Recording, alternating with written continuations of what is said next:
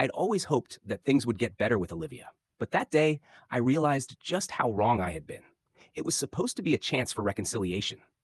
Olivia, Harry's mother, had texted me just a few hours before the party, telling me that she wanted to make things right, that I had been right about her, and that she had been awful. She wanted to apologize for her past behavior.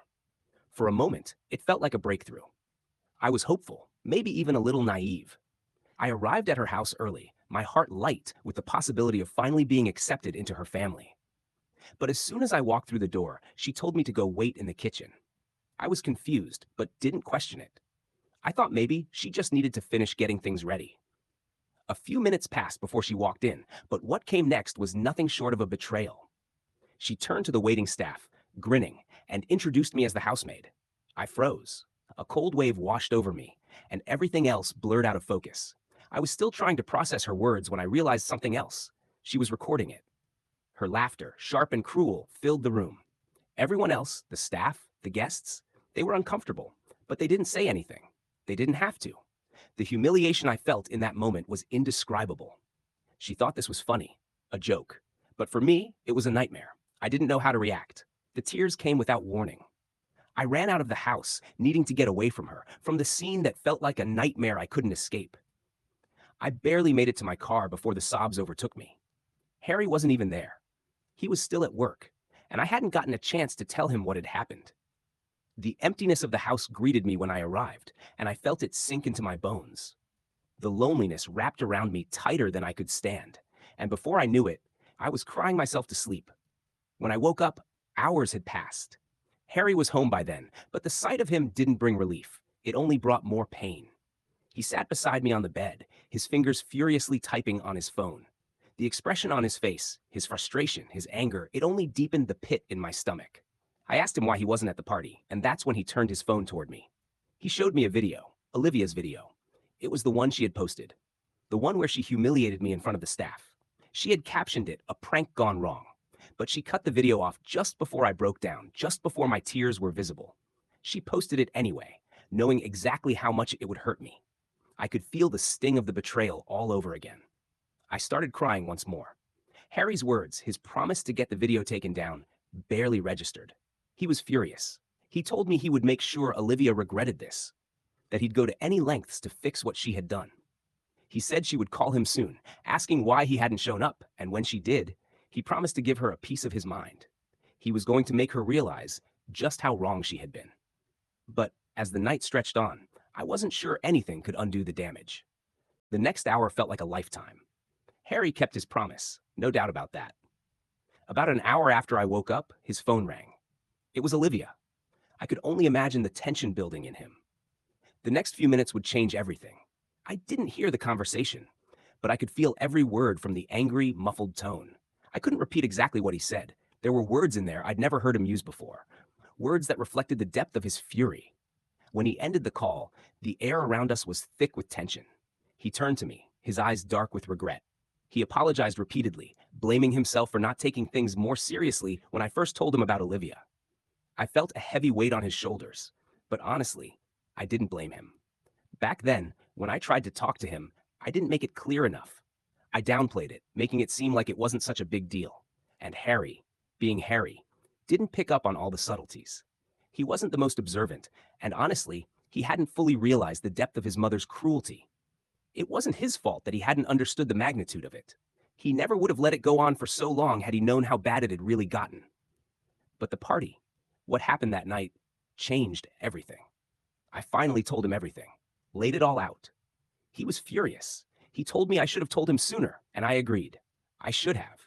He wouldn't have let her treat me like that if he had known. He was genuinely upset, blaming himself for not catching it earlier, for falling asleep at the wheel.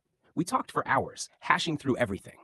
Then, in a burst of determination, he called his lawyer. He wanted to know if there was any way to legally punish Olivia for what she did to me. Unfortunately, we couldn't file a lawsuit for emotional distress. It would have been a waste of time. No physical harm, no case. I could feel the anger still simmering beneath the surface. I told Harry that we didn't need to go after her. I suggested cutting her out of our lives, moving on. But Harry wasn't having it. He wanted more. He wanted to teach her a lesson. I could see how deep his anger ran, how hurt he was on my behalf. It made me love him more, seeing him so protective, so determined. But even though I understood where he was coming from, I couldn't shake the nagging feeling that this was starting to cross a line. I didn't want us to stoop to her level. The next day, Harry didn't waste any time. He called Olivia and gave her an ultimatum: 3 days to issue a public apology. And not just to me, but to my family too. The catch? It had to be in video form. If she didn't comply, he would make sure her business associates knew how she'd treated me. Her reputation, carefully crafted as a successful entrepreneur, would be ruined. It would destroy everything she'd worked for. He knew she'd take that threat seriously. But here's the thing: I didn't feel good about this. It felt wrong. It felt like blackmail. I told Harry as much. But he dismissed my concerns, telling me that this was the only way to make Olivia understand just how wrong she was, to make sure she never tried to hurt me again. I didn't know how to feel anymore. I knew Olivia was the villain in this story, but I didn't want to become just like her. I didn't want to use her tactics to get her to apologize. What good would it do? An apology would be hollow, given only because of a threat. It wouldn't mean anything. So I sat Harry down again after he came back from work. I told him I couldn't let him go through with it. I didn't want her apology if it wasn't sincere. I wanted her out of our lives for good, but I didn't want to stoop to her level to make that happen. To my surprise, Harry didn't resist. Instead, he broke down in front of me. I held him as he cried, trying to console him. He had been carrying so much guilt: guilt for not taking action sooner, guilt for not realizing how deep Olivia's issues went. After watching that video, the one she had posted, thankfully, it was deleted now, he saw her for who she really was. He had channeled all that guilt into a desire to get back at her, to make her pay. But in that moment, after talking with me, he realized that he had been making the same mistake again. He had ignored me and my feelings, just like he did at the beginning. I tried to explain that this wasn't about revenge. It wasn't about winning against Olivia. It was about us, our marriage, our future. I'm not good at asserting myself, but I made my point. I told him he needed to let it go. No apology, just leave her behind, for good. And that's exactly what he did. He texted Olivia telling her there was no need for an apology, that they were done. He didn't want anything to do with her anymore. I'm proud of how we handled it. It was US against the problem, not US against each other. We finally faced our issues together. It was a tough lesson, but we got through it. And now we've decided to look into marriage counseling, something we both agree could help us moving forward. We don't want to repeat this. I never want to feel the way I did a few days ago. I'm glad Harry is cutting Olivia off. I couldn't have faced her again. Not after everything. I wouldn't have been able to keep my composure. I would have wanted to slap the arrogance out of her. But I won't do that. I'll let karma take care of it. It's been a week since the party, and Olivia hasn't tried to contact us. Not a single word. Harry told her it was over, and she didn't even respond. We knew something was off. She wasn't the type to let it go. We expected her to retaliate, to do something big. But days passed, and nothing. Silence. We thought maybe she'd given up. Maybe she'd finally accepted that we were done. But then, today, it happened. Olivia finally showed up at our house, and of course, she wasn't alone. She brought her lawyer, the kind of dramatic entrance I had expected, but even so, it was jarring. The second I opened the door, she walked right in without even sparing me a glance. It was as though I wasn't even there, like I was invisible. I couldn't believe it. Without hesitation, she called out for Harry, as if she owned the place. "Tell him to come see me in the living room," she demanded. The thing was, Harry was in our bedroom, and I was already planning on telling him to come out and deal with this, so there was absolutely no need for her to take control like that. But she did. She didn't care. When Harry finally stepped into the living room, she wasted no time. "Sit down," she told him firmly, like it was her house, not ours. The audacity. We both could feel the condescending tone in her words, and it hit us like a brick. She had the nerve to act as though we were the guests in our own home, the nerve to issue orders like she was in charge. Harry, though, wasn't having it. He told her he was going to do whatever he wanted, and right now, he didn't want to speak with her. She needed to leave. He even made it clear that she should take her lawyer with her. She didn't intimidate him. But Olivia didn't budge. She stood her ground, insisting he sit down because, she said, "You're going to want to hear this." At that moment, I just wanted her gone. I didn't care anymore. If it meant listening to whatever legal threats she was going to hurl our way, fine. Just get it over with. I wanted to know what twisted game she was playing so I could finally get her out of our lives. So I told Harry to sit, to just let her say her piece. He reluctantly complied. He took a seat on the couch, and I sat beside him, making it clear that this was our space, that she didn't own us. She could act like I wasn't even there, but this was our home, and she needed to understand that. She ignored me, of course, and then turned to her lawyer, giving him a nod to start reading whatever document she had prepared. He cleared his throat and began, and what came next made my blood run cold. The document, Olivia's ultimatum, was a list of demands wrapped in threats. She wanted Harry to leave me. If he didn't, she'd disown him. Everything she'd worked for, the inheritance, her properties, her wealth, it would all go to other family members, to her employees, to charity. Her lawyer went through the list as though it was nothing more than business, a transaction. But Harry didn't flinch. In fact, he looked almost bored as he twiddled with the ring on my finger, not even paying attention to the threats being read aloud. There was something so satisfying about that. Here she was, trying to scare him into submission, and he wasn't even fazed. It was clear she was losing her touch. Once the document was finished, Olivia stood there, waiting for a reaction, for Harry to show some sign of fear. She asked, "Have you thought about what you're going to do? If you stay with her, you can say goodbye to your inheritance." Her voice had that smug, victorious edge to it. But then, something happened. Harry stood up. He walked over to her, and without saying a word, he gave her a hug. A hug. And then, with a calm that made my heart swell, he said, "Goodbye, Mom." I couldn't help it. I started giggling. The look on her face, pride and satisfaction fading to shock, was priceless. It was the most satisfying moment I'd had in a long time. For the first time in forever, she didn't have control. She wasn't going to get her way. Finally, Olivia acknowledged me, but not in the way I would have hoped. She snapped at me, telling me to shut up, calling me names, hurling insults I won't repeat. But I didn't engage. I didn't even flinch. I pretended I couldn't hear her, knowing that would drive her crazy. I didn't say a word. I could feel the venom dripping from her every syllable, but I wasn't going to give her the satisfaction of a reaction. Harry didn't say anything either. He could see where this was headed. Olivia's meltdown was only getting started, and he knew it would be best if we just walked away. "We need to go back to our room," he told me. "This is going to take a while, and I don't want to be here for the rest of this." So we did just that. We got up, walked past her, and ignored her frantic screams. It was oddly peaceful, knowing we had each other, that this was our family now, not her. We didn't need her approval or her money. We didn't need her at all. But then, she went too far. She started accusing me of being a gold digger, blaming me for everything. "I never should have approved of your marriage," she raged, saying I was only after Harry's money, that I was some sort of opportunist. The insult about my dad, though, that was the worst. "If your father had spent more time raising you instead of running errands and trying to earn money, maybe you wouldn't have turned out like this," she spat. It wasn't just the insult about my dad's job, it was everything. She didn't know what my dad had sacrificed for us. She had no idea what he had done to give us a good life, and I wasn't going to let her tarnish his name. I stood my ground.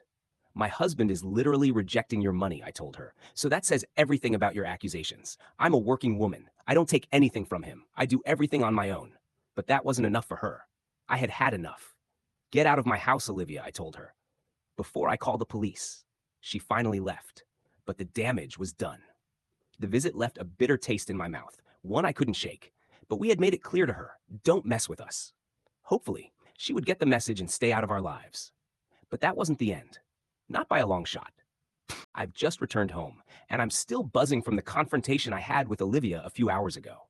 I can't even begin to explain how satisfying it was to finally let her have it. When I showed up at her door, I wasn't surprised to see her standing there, waiting for me. But what was surprising was the smirk she had plastered across her face. That smug look. Oh, it lit something inside me. I didn't even need her to say anything. I was already seething. Without wasting a second, I shoved past her and stepped into her house. "Did you visit my parents?" I demanded, barely holding back my anger. "Did you actually say all those disgusting things to them?" She answered me with that same pleased tone, as though she was proud of what she'd done. And that's when I snapped. My voice shot out, louder than I expected, shaking the walls around us. "How dare you?" I screamed, and it was like the house trembled with the force of my words. For a moment, I could see the shock on her face. She took a step back, visibly stunned by the volume of my voice. It almost made me laugh now, thinking back on it. After all, I'm usually the quiet, soft-spoken one. It wasn't like me to yell. But today, I was done. I told her exactly what I thought of her, called her a hypocrite, a disgrace of a human being.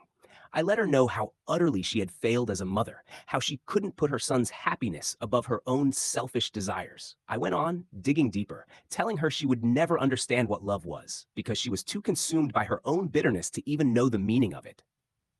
And then, I really went for the jugular. I told her I was glad her husband died when Harry was a child. He wouldn't have survived living with someone like her. I even called her worse than whatever disease had taken him from this world. That's when she cracked. She started crying, tears falling down her face. But I wasn't done yet. I didn't stop. I kept screaming, yelling everything I'd held back for so long, until my voice grew hoarse and my anger finally burned out. By the time I had no words left, she was sobbing uncontrollably, and honestly, I felt a sense of satisfaction I can't explain. After everything she'd done, insulting me, my family, my parents, she deserved it. I stormed out after that, leaving her broken on the couch. It was done. I didn't look back as I walked out of her house, slamming the door behind me. About an hour later, Harry returned home, though not before stopping by Olivia's house. He had assumed I'd still be there, but I had left just minutes before he arrived. When he walked in, he found Olivia exactly where I had left her, curled up, crying on the couch. For a moment, I thought Harry might be angry at me for making his mother cry. After all, she never expressed her emotions like that. But instead, he hugged me. "I'm proud of you," he said.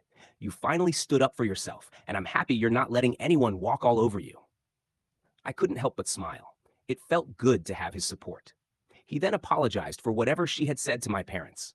But that wasn't the end of it. He told me what had happened when he spoke to Olivia. It was short but crucial. Harry had made it clear that we were cutting all contact with her. If she tried to mess with us again, we'd file for a restraining order.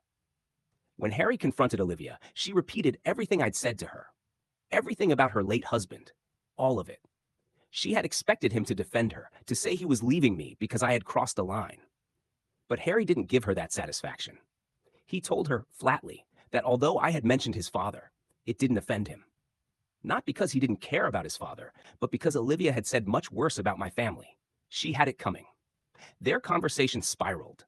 She accused him of not caring about her, of taking my side. She tried to paint me as some sweet, innocent woman pretending to be something I wasn't. But Harry wasn't buying it. He told her, without hesitation, that he was on my side because I was right. I had never once tried to hurt her, never once tried to put her down. It was her who had always done that to me. And when she was given the chance to change, she refused. She kept gaslighting me, turning everything around on me. Now, she couldn't play the victim anymore. He had made his choice, and it wasn't her. As the argument escalated, Harry walked out. Olivia screamed for him to come back, begged him to leave me, but Harry just kept walking. "I've made my choice," he told her, and that was it. He didn't look back. When he came home, we shared a small moment together, just the two of us. It was simple, but meaningful.